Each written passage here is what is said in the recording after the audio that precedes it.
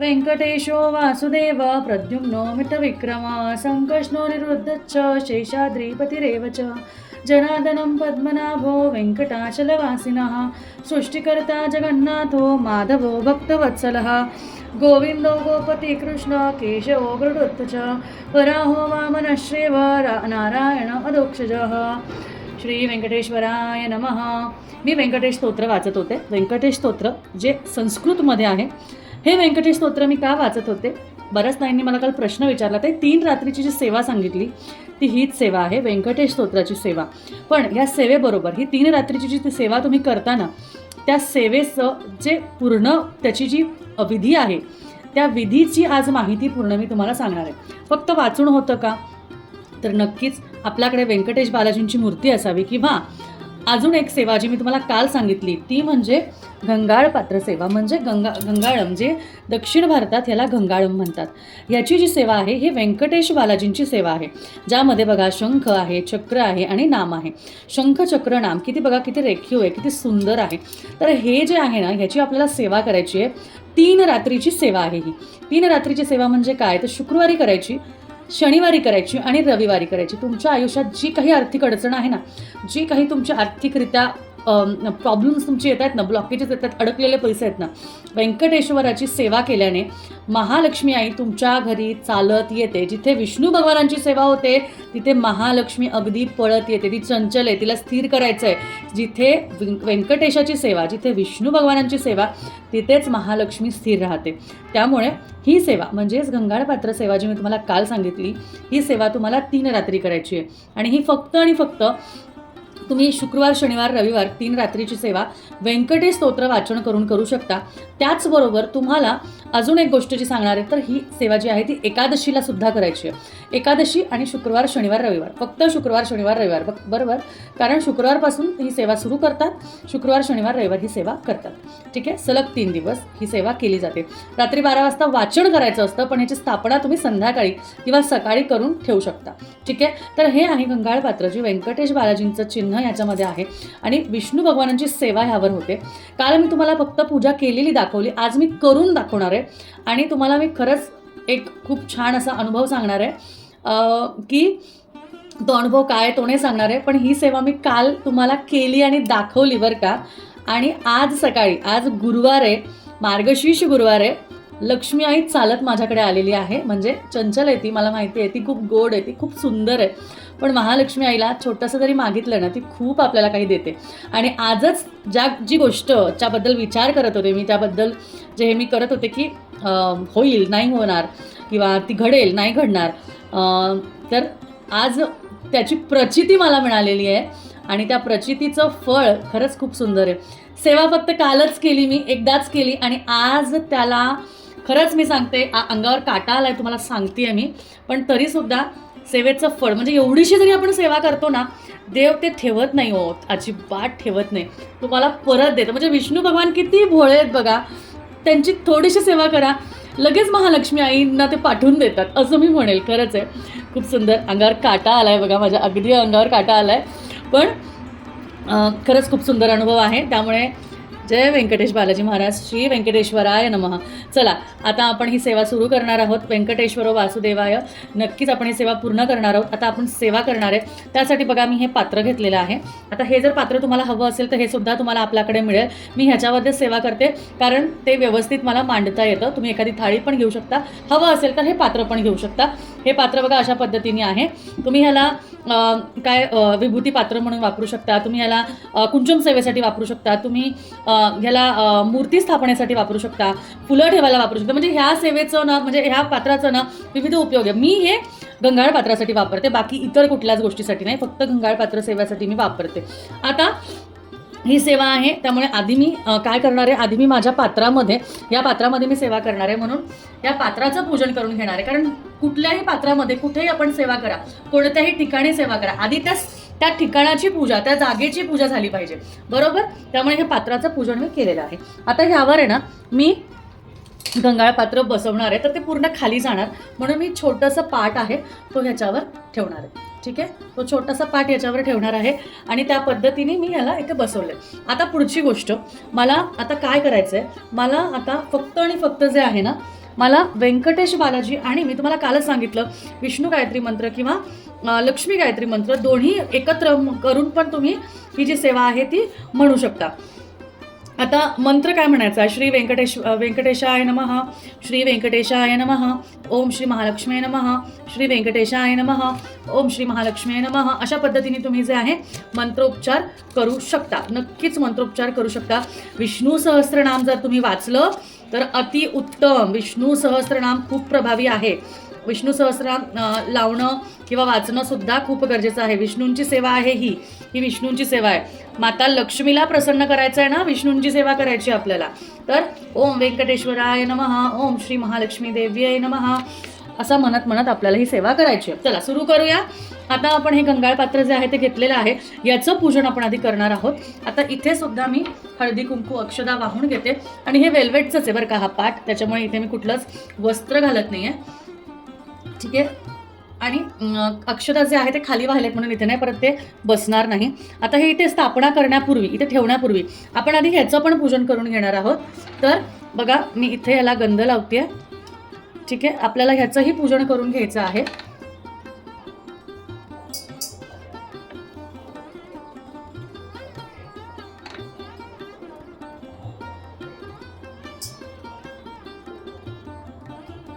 एक मिनिट.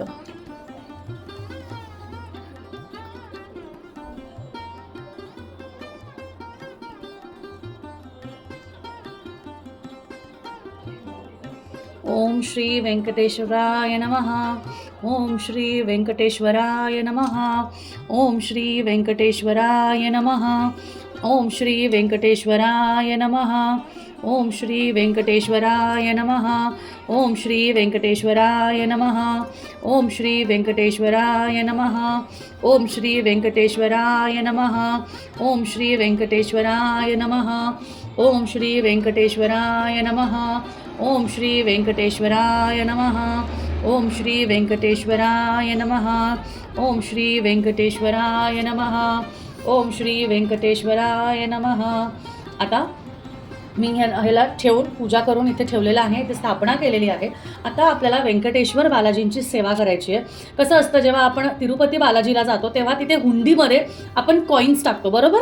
आपण कॉईन्स टाकून सेवा जी करतो ते साठवलेले कॉईन्स जे आहेत ते तिथे टाकतो. तुम्हाला एक उपाय सांगते, झटपट उपाय सांगते बरं का.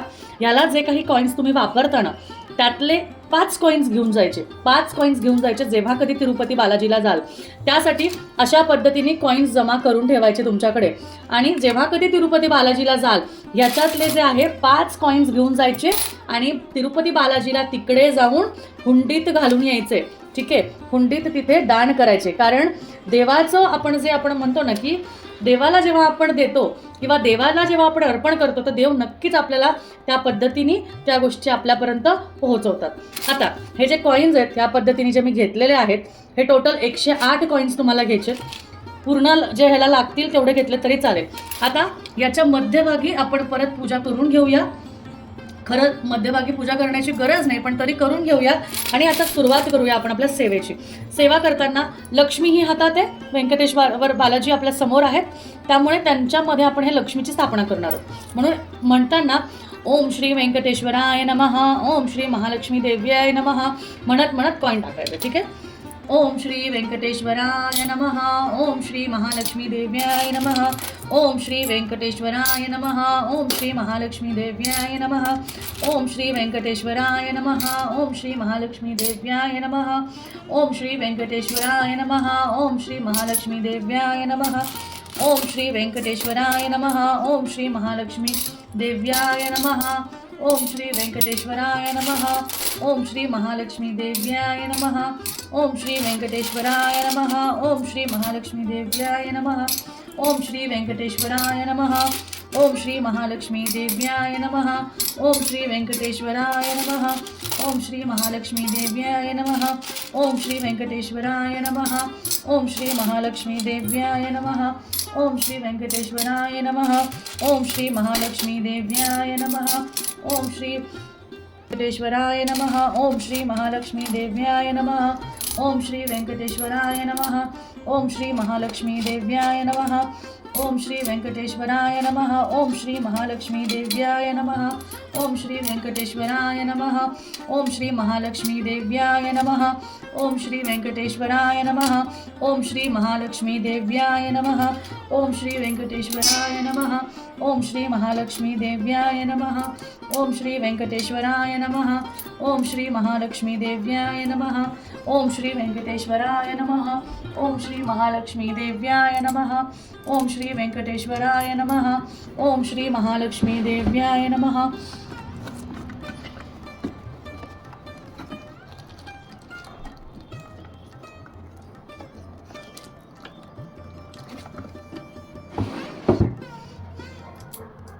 तर अशा पद्धतीने आपण सर्व जे कॉईन्स आहेत ते ह्यामध्ये भरलेले आहेत. आता ह्याच्यामध्ये कॉईन्स भरण्याचा हेतू म्हणजे काय, तर आपण महालक्ष्मीचं आवाहन केलेलं आहे व्यंकटेश बालाजींकडे. आणि तुम्हाला माहिती आहे ना की आपण जेव्हा तिरुपतीला जातो तेव्हा कोल्हापूर महालक्ष्मी आईचं दर्शन घेतल्याशिवाय तिरुपती बालाजीचं जे काही दर्शन आहे ते पूर्ण मानलं जात नाही. म्हणून ही सेवा जी आहे ही सेवा लक्ष्मी बालाजीची सेवा आहे. खूप प्रभावी आणि प्रचंड शक्ती असलेली सेवा आहे. आत्ताचाच माझा अनुभव आहे, अगदी कालचाच अनुभव आहे. नक्कीच हा अनुभव खरंच या सेवेमुळे झाला. काल मी फक्त आणि फक्त हीच सेवा केलेली, मी बाकी कुठलीच सेवा केली नाही. पण आपल्या केलेल्या सेवांचा साठा होत असतो आणि त्या सेवेतून आपल्याला भरपूर आपल्या मनाच्या ज्या इच्छा आहेत त्या पूर्ण होत असतात. तर अशा पद्धतीने ही सेवा तुम्हाला करायची आहे. ही सेवा करून झाली की नक्कीच संध्याकाळी रात्री 12 वाजता तुम्हाला हे व्यंकटेश स्तोत्र वाचायचं असतं. बघा इथे लिहिलेलं आहे, या स्तोत्राचा पाठ दररोज करतात. शक्यतो पाठ चालू असता खंड पडू देऊ नये. लागोपाठ 3 रात्री स्नान करून दर रात्री 21 वेळा पाठ केला असता विशेष फलदायी असतो. ठीक आहे, तर रात्री आपल्याला हे वाचायचं आहे. ठीक आहे, बऱ्याच जणांना संध्याकाळी 12 वाजता रात्री जमत नाही तर संध्याकाळी वाचन करतात, त्यामुळे तसं केलं तरीही चालेल. ठीक आहे, तर अशा पद्धतीने सुंदर आपली ही सेवा जी आहे ती झालेली आहे. बघा आता इथे मी सुंदर असं एक गुलाबाचं फूल ह्याच्यावर अर्पण केलेलं आहे आणि त्याचबरोबर ही सेवा इतकी छान इतकी सुंदर दिसते. विष्णूंना व्यंकटेश बालाजींना पिवळा रंग आवडतो, बरोबर, लाल रंग आवडतो, पिवळा रंग आवडतो, म्हणून छान असं एक पिवळं फूलसुद्धा आपण इथे अर्पण करणार आहोत. आता काल मी याच्यावर मोतीशंख ठेवला होता, तर आज मी याच्यावर हा छान असा पिवळा रंगाचा मस्त असं फूल इथे अर्पण केलेलं आहे व्यंकटेश बालाजींना. आणि त्याचबरोबर पुढची जी सेवा आहे, पुढचे जे आहे आता बघा, या सेवेचं खरंच खूप खूप फळ आहे बरं का, खूप प्रभावी सेवा आहे. अशा पद्धतीने मी जे आहे ही सेवा अशी समोर मांडली आहे. बघा किती छान किती सुंदर. त्यामुळे तुम्ही बघू शकता केवढी सुंदर सेवा दिसते, किती छान. म्हणजे अगदी महालक्ष्मी आई आणि बालाजी एकत्र इतके सुंदर दिसतात ना, एकत्र एवढी सेवा केली की इतकं छान वाटतं ना, आपल्याला स्वतःला इतकं प्रसन्न वाटतं. तुम्हाला स्वतःला बघून प्रसन्न वाटतंय की नाही मला कमेंट करून सांगायचं आहे. त्याचनंतर बघा आता आपण याला सुसज्ज करणार आहोत. मागेच सांगितलं होतं कधीही कुठलीही सेवा असेल ती सुसज्ज केली ना, म्हणजेच सजवली ना की अजून सुंदर वाटतं, अजून छान वाटतं. त्यामुळे आता ह्याला मी सुसज्ज करणार आहे. त्यासाठी सुंदर अशा गुलाबाच्या पाकळ्या ज्या आहेत त्या आजूबाजूला जशा कालच्या सेवेमध्ये होतं तसंच महालक्ष्मी आईची विष्णू भगवानांची सेवा आहे ना, मग नक्कीच जेवढं सुसज्ज करता येईल तेवढं करायचं. आणि मला तर खरंच खूप आवडतं.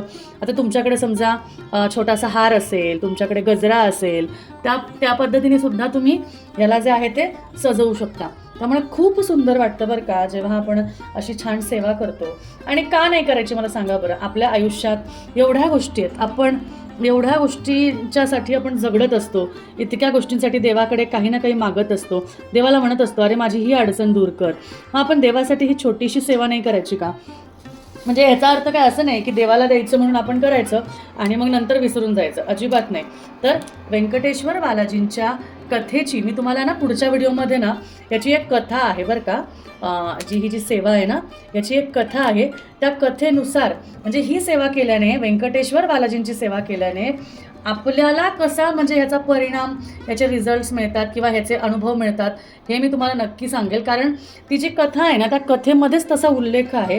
कारण जेव्हा आपण बालाजींची सेवा करतो, बऱ्याच जणांचे कुलदैवत पण बालाजी आहे, तुम्हाला माहिती आहेत. त्यांना तर किती अनुभव आले असतील, त्यामुळे त्यांना तर किती व्यवस्थित माहिती असेल, मी तुम्हाला सांगते. त्यामुळे इतकी सुंदर सेवा का नाही करावी, नक्कीच करावी, 100% करावी. कारण जेव्हा आपण विष्णू भगवानांची सेवा करतो तेव्हा भगवान विष्णू आपल्यावर नक्कीच प्रसन्न होतात. परत त्याचबरोबर महालक्ष्मीला सुद्धा आवडतं. कोणाला नाही आवडत आपल्या नवऱ्याची जर वाहवाही झाली, आपल्या नवऱ्याबद्दल छान छान बोललं, आपल्या नवऱ्याचं कौतुक केलं, कोणाला कुठल्या व्यक्तीला नाही वाटत. तर तसंच आहे बरं का आपल्या महालक्ष्मी आईचं. आपल्या नवऱ्याबद्दल जर कोणी खूप कौतुक करत असेल, त्यांच्याबद्दल खूप छान हे करत असेल तर नक्कीच ती महालक्ष्मी आई आपल्याकडे येईल, बरोबर. तर अशा पद्धतीने ही सेवा आहे. तुम्ही भगवान विष्णूंना त्यांना समर्पित ही सेवा केली तर माता लक्ष्मी तुमच्याकडे पळत येईल. ती चंचल आहे पण ती स्थिर होईल, बरोबर. आणि ती स्थिर झाली की तुमच्या आयुष्याचं सोनं होईल. त्यामुळे नक्कीच ही सेवा करा. आणि ही गंगाळपात्र सेवा जी आहे ही विष्णू बालाजींची सेवा आहे. त्यामुळे ह्या सेवेला अजिबात असं कुठलं हे नाही आहे, कारण असं कुठलं तुम्हाला सांगते की बंधन नाही आहे. फक्त ही सेवा जी आहे ना ही सेवा तुम्हाला काही विशिष्ट दिवसालाच करायची आहे. ती म्हणजे शुक्रवार, शनिवार, रविवार सलग 3 दिवस किंवा एकादशीला. ह्याच 3-4 दिवसांमध्ये ही सेवा तुम्ही करू शकता. फक्त एकादशी म्हणजे एकादशी आणि फक्त शुक्रवार, शनिवार, रविवार म्हणजे शुक्रवारी सुरू करायची, शुक्रवार, शनिवार, रविवार 3 दिवसाची ही सेवा आहे. ठीक आहे. तर आता उद्या शुक्रवार आहे, पुढच्या शुक्रवारपासून ज्या ताईंना ही सेवा करायची आहे त्यांनी नक्कीच ह्याला म्हणजे हे पात्र आपल्याकडे मिळेल. नक्कीच तुम्ही घेऊ शकता आणि ऑर्डर करून लवकर मागून घ्या म्हणजे तुमची सेवा पुढच्या शुक्रवारपासून चालू होईल. ठीक आहे. चला, कशी वाटली सेवा, कसा वाटला आपला व्हिडिओ नक्कीच कळवा. श्री स्वामी समर्थ.